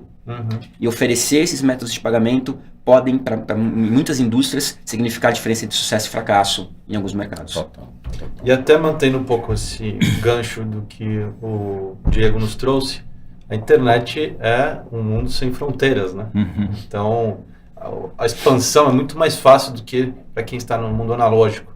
Então, eu queria entender, tanto da Privalha quanto da Infracommerce, se está no plano aí de vocês expandir internacionalmente, ou se já estão e a ignorância minha eu não saber ainda. Então, conta um pouquinho, 1 minuto cada um, que a gente está já indo para a última rodada na sequência. Tranquilo.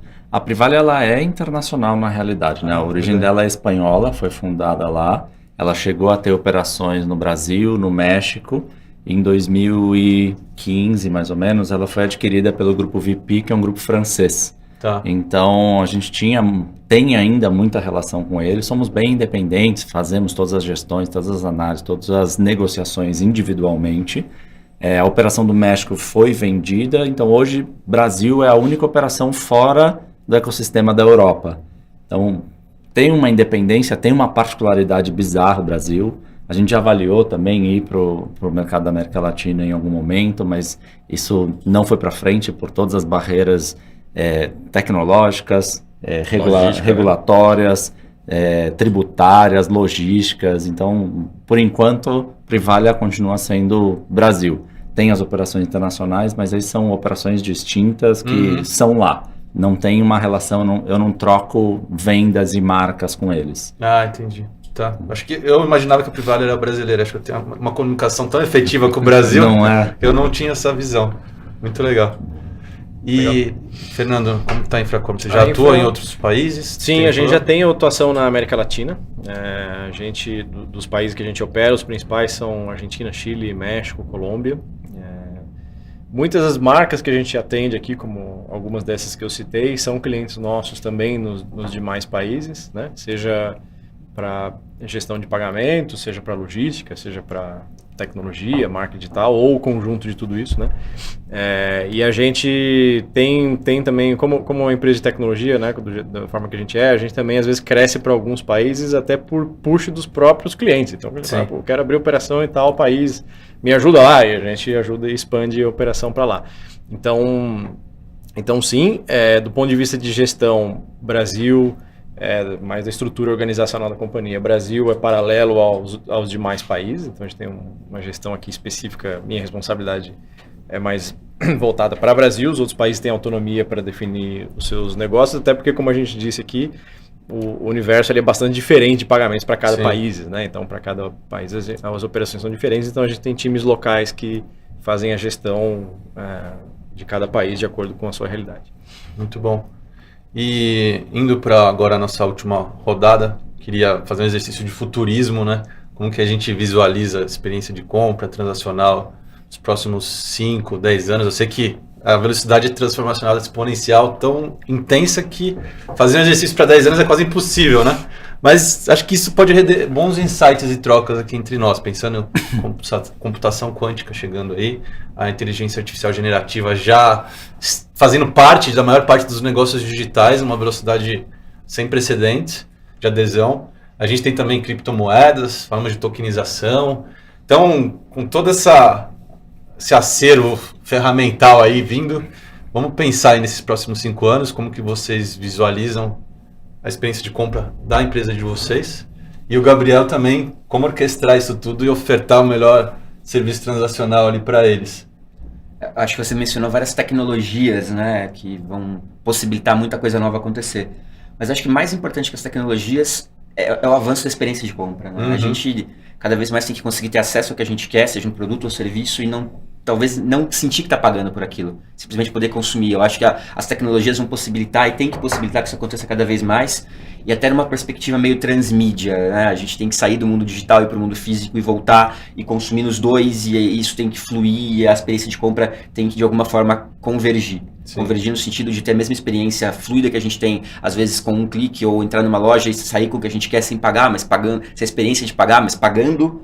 Isso tem que acontecer, e eu imagino que essa convergência transmídia vai acontecer bastante também. A gente vai conseguir consumir serviço, produto, conteúdo, e não importa muito da onde a gente está consumindo, seja no mundo físico ou no virtual, a gente tem que conseguir passar por isso da maneira mais fluida possível. E é claro, essas tecnologias vão ajudar muito a entregar essa experiência e a também reduzir os riscos que estão por trás dessa experiência acontecer na prática. Sim, e como que vocês estão olhando para a cripto, Gabriel? Vocês deram uma acelerada, pausaram, entendem que em breve de fato deve se tornar um meio de pagamento? Como que você visualiza?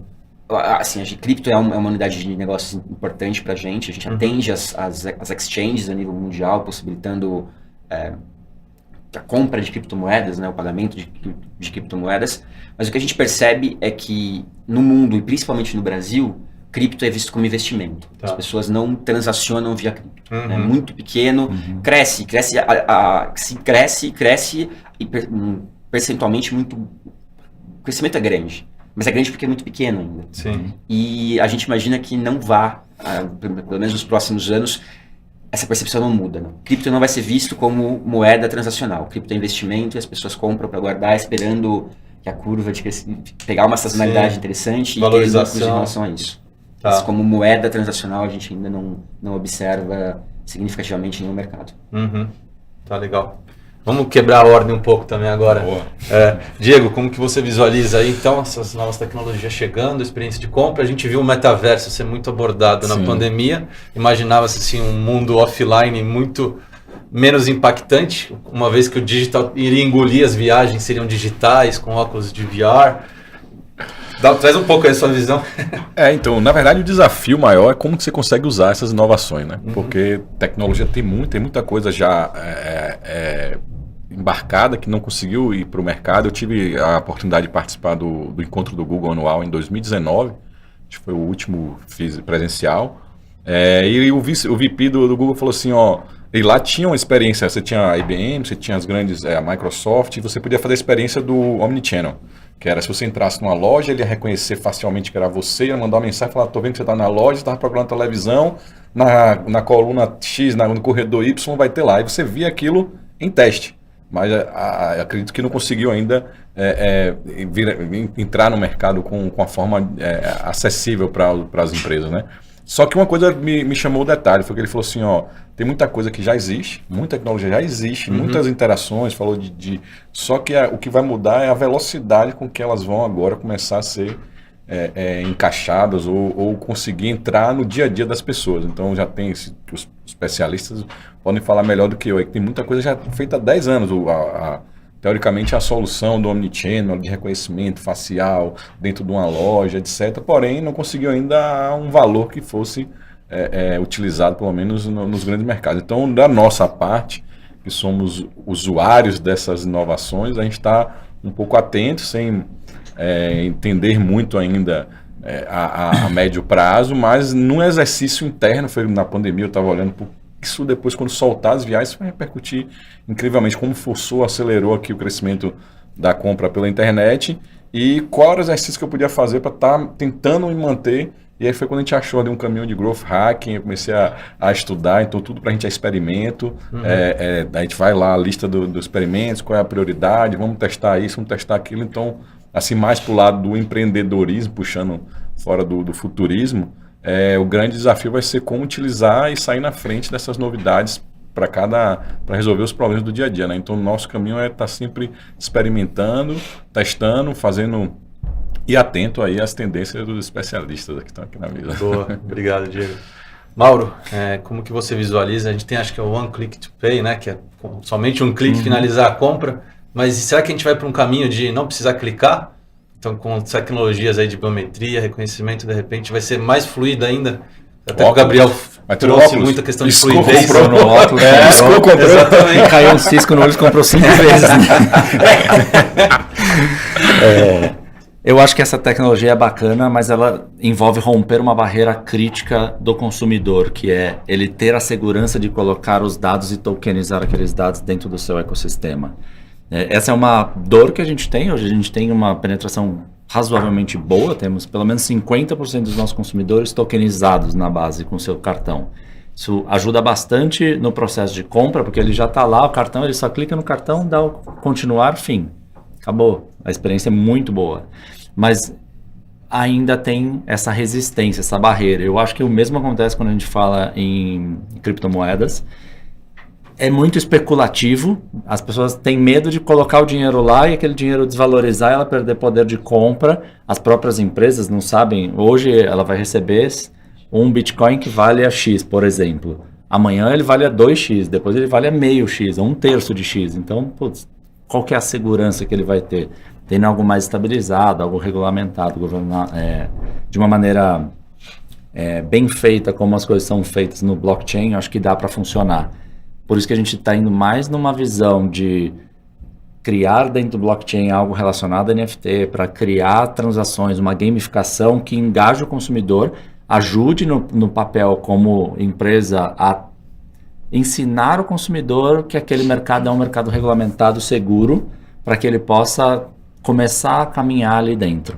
E a gente precisa fazer esse papel porque, de fato, é a tendência de futuro.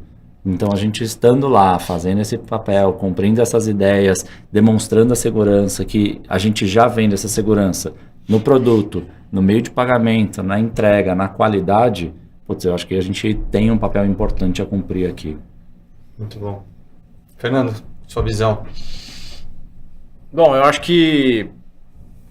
Bom, eu concordo com tudo que foi dito aqui antes. Talvez o que eu complementaria aqui, eu acho que, como eu falei no início, a gente ainda vai ver uma transformação muito grande nesses próximos anos, na minha visão, talvez mais acima de tudo por inteligência artificial, né? Que acho que vai penetrar tudo que a gente faz, né? Inteligência artificial eu não acho que é uma coisa que vai substituir a inteligência humana. Eu não acho que é nessa linha. Acho que é muito mais um complemento. Né? Tava lendo um artigo outro dia sobre isso, um case que eu nem sabia, eu achei interessante. Uma linha aérea de fora do Brasil substituiu uma parte da operação de atendimento a cliente por inteligência artificial. E depois de algum tempo, a inteligência artificial começou a tomar decisões ruins e dar reembolsos para clientes indevidamente, etc. Porque ela aprendeu ali... Era o justo, né? Ela achava que era aquilo correto. Ela achava que era correto. Então, tem que tomar cuidado, né? Eu acho que... Filantropia, né? Eu acho que é muito mais a cooperação, né, entre... Até essa frase, quando eu falo cooperação, inteligência humana e artificial, parece que isso é um papo daqui a 50 anos, né? Mas acho que é um papo daqui a já tá um ano. Teste, 6 meses. Eu acho que é um papo muito, muito mais rápido do que a gente imaginava. Acho que a primeira via é isso. Eu acho que isso vai disruptar infinitas coisas que a gente faz, desde o nosso trabalho do dia a dia. Eu brinco que o ChatGPT, pra mim, é meu estagiário de luxo, né? Qualquer coisa eu pergunto, ele vai lá, me responde rápido e tal, 24 horas disponível. Começa por aí, mas acho que vai passar por tudo. Então, acho que para antifraude, para a parte de segurança toda em e-commerce, para a parte dos bancos, né? Que fazem também as análises de fraude, etc. Acho que vai rapidamente disruptar muita coisa. Então, acho que inteligência artificial acho que é o primeiro caminho. O segundo, eu acho que é a forma que o consumidor vai se relacionar com as marcas, com os marketplaces, etc., né? Com os produtos em si, né? Eu acho que a gente ainda vai ver uma atuação cada vez mais forte das redes sociais nisso. Eu acho que cada vez mais a gente tem que ver rede social como plataforma de e-commerce e não só como rede social, né?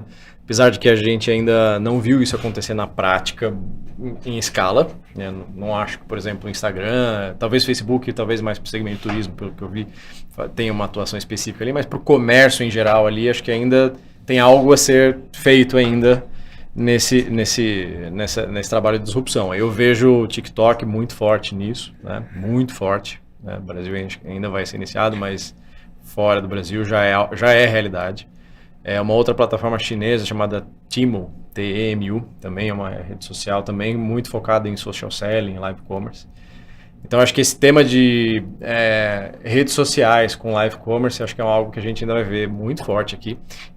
Como eu comentei antes, eu fui para a China em alguns meses atrás. Uma coisa que me impressionou muito, entre várias outras coisas que impressionam a gente lá, né? Fui numa loja de uma grande rede de material esportivo lá, global, americana, vocês podem imaginar. E uma loja na rua principal de Xangai, certo? Uma loja de 3 andares, aquelas lojas flagship. O aluguel deve ser caríssimo, sabe? Xangai é uma das mais caras do mundo. O aluguel deve ser uma fortuna. Metade de um andar era estúdio, como esse aqui. Metade de andar era estúdio e tinha um influencer lá fazendo operação de live commerce ali. Então eles transformaram metade de um andar, que eu não sei dizer o preço disso do aluguel, que era um espaço de venda, tiraram o espaço de venda porque o cliente não entra ali, né? Era um estúdio para gravação para live commerce.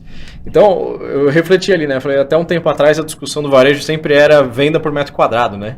Sempre foi um dos principais KPIs, né, no varejo físico, venda por metro quadrado, faturamento por metro quadrado. Ali, ele pegou um pedaço grande do andar para fazer live commerce. Ele poderia colocar esse estúdio numa região periférica da cidade, usar aquele espaço para vender produto ali, mas ele está preferindo usar aquele espaço para fazer live commerce.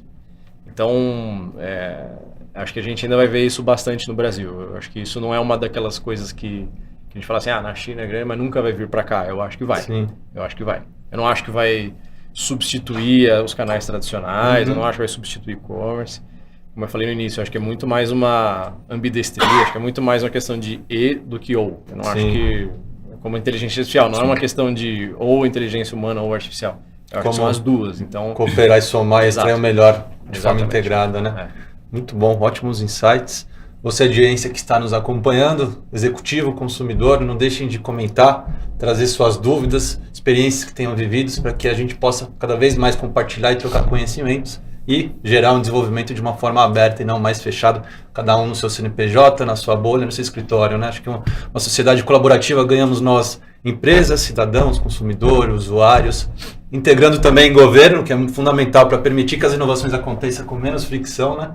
E com o ecossistema integrado ganha todos os lados aí. Muito obrigado, Diego, Mauro, Fernando, Gabriel, WordPay por proporcionar essa riquíssima troca.